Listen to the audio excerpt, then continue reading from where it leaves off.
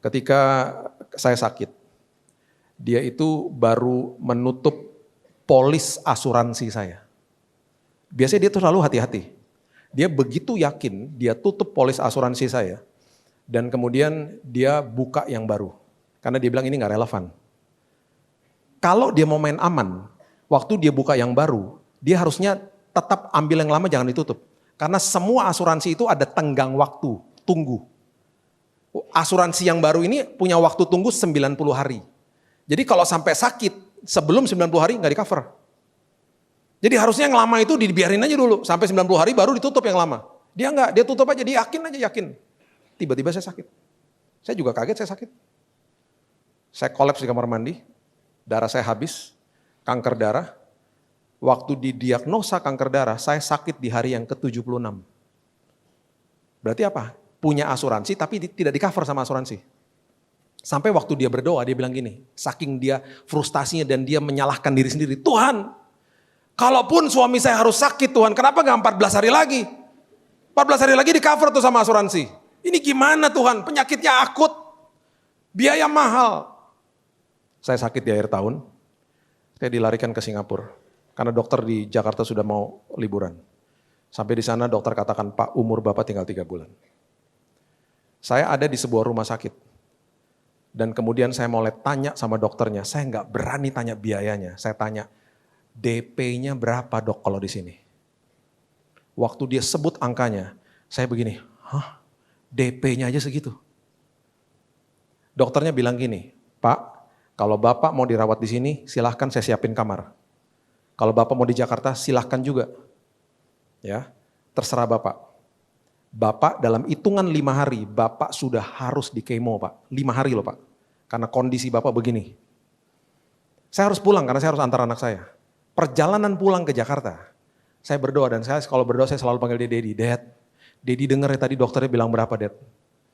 Kalau boleh Dad, DP-nya itu ada di rekening saya berangkat Dad. Kalau enggak saya di Jakarta aja. Anak, ahli waris, punya hak penuh atas semua janji Tuhan. Saya ngomong, yang terbaik Tuhan tahu. Saya anakmu loh Tuhan. Perhatikan ini baik-baik. Jangan pernah kejar pipa-pipa, kejar sumbernya. Makanya saya paling gak setuju. Ya, kalau saya minta hamba Tuhan saya kasih tahu, jangan kalau sakit masukin sosial media. Karena hamba Tuhan kalau lagi sakit masukin sosial media terus mukanya disakit-sakitin. Kalimat pertamanya bagus. Tolong doakan saya sedang sakit. Kalimat berikutnya gak enak. Jika Anda digerakkan Tuhan. Nah, inilah BCA, BNI, BARI. Eksploitasi jemaat. Yang dikejar sama dia pipanya bukan sumbernya. Kejar sumbernya, jangan pipanya. Makanya ketika orang-orang di zaman COVID bilang, Pak saya kehilangan income, kehilangan pekerjaan, kehilangan ini. Gak bisa. Kalau pipanya ketutup, sumbernya gak pernah tutup. Kalau itu ketutup, Tuhan akan bukakan pipa-pipa yang lain. Karena kamu anak, kamu punya akses kepada sumber, bukan kepada pipa. Jadi jangan kejar pipanya. Kalau mau punya iman tuh kayak begitu. Saya bilang sama istri saya, kamu jangan posting-posting loh. Nanti posting aja setelah udah selesai semuanya. Dad, I need the down payment. Saya butuh down payment itu. Kalau ada, saya berangkat. Dalam hitungan 3 hari, itu down payment ada di rekening saya. Persis jumlahnya. Orang yang kasih juga gak tahu. Persis. Saya bilang sama istri saya, sayang DP ada, kita berangkat. Istri saya bilang gini, sisanya ntar gimana? Saya bilang kita gak pernah minta sisanya sama Tuhan, kita minta DP. Kan orang pakai logika dia. Udah sayang kita berangkat aja. Perjalanan iman memang begini, ngeri-ngeri sedap ngeri. Udah berangkat aja. Karena kita bilang apa? Mencelupkan kaki di sungai Yordan terbelah lautnya. Udah sungainya, udah jalan yuk. Kita celupkan kaki kita jalan udah. Sampai di sana, saya udah di kursi roda, udah gak bisa jalan. Karena darah merah sudah habis. Megap-megap karena darah merah itu pengantar oksigen. Sampai di rumah sakit saya bilang sama suster, saya minta kamar yang paling murah. Uang pas-pasan. Ada Pak kamar yang berempat.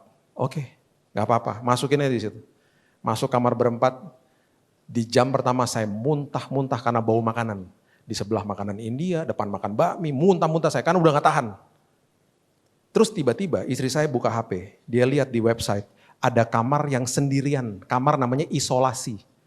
Kamar sendirian, Harganya sedikit lebih mahal dari kamar berempat, bukan VIP. Itu kamar isolasi gak ada jendelanya. Kamar sendirian, jadi itu kita pengen dong murah sendirian walaupun gak ada jendela gak apa-apa lah. Saya minta request, dok, suster minta dong kamar itu. Gak bisa pak, sudah sold out abis, itu diminati banyak orang pak. Udah sendirian kamarnya enak lagi pak, isolasi pak. Oh iya gak apa-apa, saya bilang sama istri saya, jangan ngeluh. Tuhan selalu tahu yang terbaik. Betul, dalam hitungan kira-kira gak sampai 5 jam. Suster datang ke kamar saya. Pak, pihak rumah sakit kasihan sama bapak. Bapak sudah diberikan kamar nomor 3 di ujung, itu kamar suite room pak namanya. Saya bilang gini, suite room itu apa? Kalau di hotel pak itu presidential suite paling atas. VIP, VVIP, suite room. Saya gak mau. Suster gak ngerti, saya gak mau, ntar bayarnya gimana? Tunggu pak, bapak yang gak ngerti. Biarkan saya selesaikan dulu pak. Bapak dikasih suite room, bayarnya kamar isolasi yang tadi pak. Oh kalau gitu mau saya bilang gitu. Mau dong. Kamar suite room dibayar pakai yang tadi, yang kamar isolasi murah banget. Iya pak, silakan pak masuk kamar itu pak. Saya baru tahu setelah saya selesai, itu kamar dipakai sama raja-raja dari Timur Tengah. Kalau mereka berobat, mereka pakai kamar itu. Waktu saya dengar saya dapat suite room, istri saya lagi beli makanan di bawah. Saya telepon dia gak naik-naik. Itu kan saya masuk rumah sakit sudah di kursi roda toh. Saya tiba-tiba dapat hormon adrenalin menjalar semuanya. Tubuh jadi kuat. Tiba-tiba saya ngepakin barang, saya dorong itu koper ke kamar tempat itu. Suster panik. Kursi roda, kursi roda. Saya bilang minggir, minggir. Kamar nomor 3 mana? Kamar nomor 3. Kenapa saya buru-buru masuk kamar nomor 3? Supaya rumah sakit gak ganti pikiran. Mumpung dikasih suite room, buru-buru masuk situ. Jangan tunda-tunda. Dapat berkat Tuhan buru-buru. Saya masuk ke kamar suite room, saya gak pernah lupa di sebelah kiri ada ruangan, saya buka itu toilet. Dalamnya itu toilet karpet semua, sampai saya sempat berdoa, Tuhan tidur di toilet juga gak apa-apa Tuhan. Bagus Tuhan, toiletnya aja bagus Tuhan. Kamarnya besar, karena Tuhan mau kirim 80 orang rupanya ke kamar. Sepertiganya saya gak kenal. Dan terjadilah semuanya proses di situ. Dokter mulai masuk, dia mulai bilang, Pak, Bapak udah gak ada harapan 3 bulan. Bapak Ibu sudah mungkin dengar kesaksian saya. Dia bilang kita akan masukin cairan kemo 3,5 liter. Itu 1 tetes saja kalau jatuh ke tangan suster kebakar Pak. Jadi kalau 3,5 liter itu organ tubuh Bapak hangus semua. Jadi setelah di kemo, setelah 1 minggu Bapak akan kolaps. Organ-organ tubuh Bapak hancur, melepuh, masuk ICU, Bapak mati Pak. Ngapain diobatin saya bilang gitu. Udah gak ada harapan Pak, udahlah terima aja. 70% dari pengobatan ini gagal total Pak. 30% kalau berhasil itu hanya memperpanjang usia Bapak sampai 6 bulan. Udah habis Pak, darahnya sudah kanker semua. Saya diobati dan betul saya ngalamin proses-proses yang tidak enak. Banyak sekali, terlalu banyak lah layer-layer kesaksiannya. Singkat ceritanya adalah setelah 1 bulan, di bulan Februari 10 dokter. Mereka ceknya bukan kayak di sini. Ceknya ditusuk di belakang sini. Sum-sum tulang belakang, itu ketika masuk jarum ke daging, itu masih ada anestesi. Ketika jarumnya menyentuh tulang, menjerit saya. Menjerit berapa detik, diambil sampel darahnya. 10 dokter cek, dan mereka bawa saya ke kamarnya dia. Dan waktu saya duduk di kamarnya dia lihat komputernya, dia lihat saya. Saya dalam hati gini, aduh apa lagi sini dok. Dia bingung, dia liatin komputer, dia bingung, dia liatin saya, dia bingung. Tiba-tiba dia bilang ini, Pak, kami tidak bisa temukan sel kankernya hilang Pak. Hilang total. Bapak bersih Pak. Puji Tuhan udah sembuh puji Tuhan. Setelah 2,5 bulan di rumah sakit. Itu yang tadi yang DP itu 2 hari udah habis. Ini berapa tagihannya? Jadi di hari waktu saya udah disuruh pulang, istri saya mau tanya tagihan, kita perjamuan sampai 2 kali. Tuhan kuatkan hati kami Tuhan. Karena besok istri saya akan menghadapi Goliat. Dan besok pagi-pagi istri saya datang, kita berdoa lagi, kita perjamuan. Sayang, aku ke bawah ya. Ke bawah itu berarti ke tempat tagihan. Karena besok udah mau pulang. Harus selesai semua hari itu. Oke, dia ke bawah. Dia gak naik-naik. Aduh, dia gak naik-naik. Tiba-tiba waktu dia naik, dia buka pintu kamar. Waktu dia buka pintu kamar mukanya begini. Saya makin panik, ada apa? Pasti besar ya tagihannya. Berapa tagihannya? Dia gak bisa ngomong. Dia jalan. Dia duduk di samping saya. Dia hanya bisa berbisik. Katanya rumah sakit. Udah lunas. Lunas. Gimana caranya? Gimana caranya lunas? Itu 80 orang yang datang, mereka tabur. Lunas. Dan katanya pihak rumah sakit, kelebihan bayar.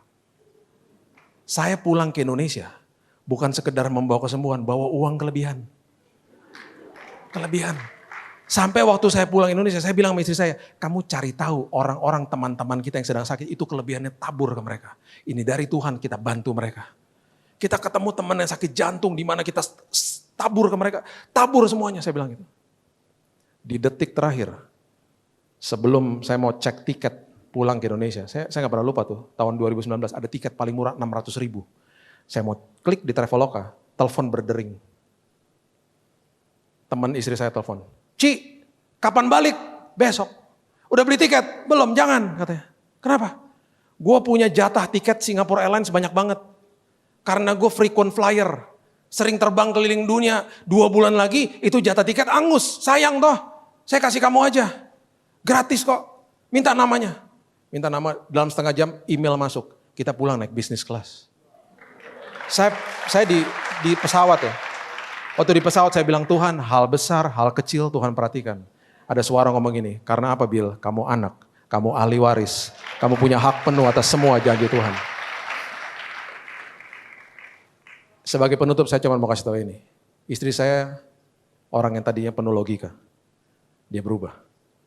Dia melihat dimensi yang namanya iman. Saya berubah. Kedua anak saya berubah. Waktu teman-teman saya di Indonesia, waktu mereka katakan, Bill, lu dapat mujizat kesembuhan. Bukan. Mujizat yang gue terima adalah gue, istri gue, dan kedua anak gue diubahkan Tuhan. Itu mujizatnya. Kesembuhannya bonus. Kesembuhan Tuhan tinggal balikin tangan sembuh. Perubahan karakter memerlukan respon dari kita. Makanya setiap kali berhadapan sama sebuah masalah, tersenyum. Ini pengalaman. Saya akan mengalami Tuhan di situ. Hidup saya diubahkan menjadi orang yang lebih dewasa karena banyak perkara besar yang Tuhan mau titipkan dalam hidup kita. Karena kita adalah anak Dia. Berikan tepuk tangan kita untuk Tuhan kita. Haleluya. Bapak, kami mengucap syukur buat hari ini ya Tuhan. Terima kasih kami adalah anak, terima kasih kami adalah ahli waris. Terima kasih kami punya hak penuh atas semua janji Tuhan. Terima kasih kami punya akses kepada Bapak kami. Terima kasih buat Bapak yang penuh dengan kasih karunia. Itu sebabnya Tuhan hari ini walaupun apapun yang kami lewati, yang kami hadapi, dan kami lihat dengan mata jasmani, bukakan Tuhan mata rohani kami. Bersihkan mata rohani kami. Supaya bukan kebesaran masalah yang kami lihat, tapi kami melihat kebesaran Tuhan. Kami mengucap syukur buat Bapa, buat sumber atas segala sumber, buat raja atas segala raja. Raja di dunia diproteksi sama prajuritnya. Raja kami mati bagi kami. Itulah Engkau Tuhan. Engkau dahsyat dan luar biasa bagi kami. Kami mengucap syukur sebagai warga kerajaan sorga, hidup kami ditanggung penuh sama Tuhan. Karena kami dikirim ke muka bumi. Dan itu sebabnya semua kebutuhan kami Tuhan yang tanggung. Terima kasih Tuhan, kami berjalan dengan kemenangan. Kami berdoa dari posisi yang sudah menang.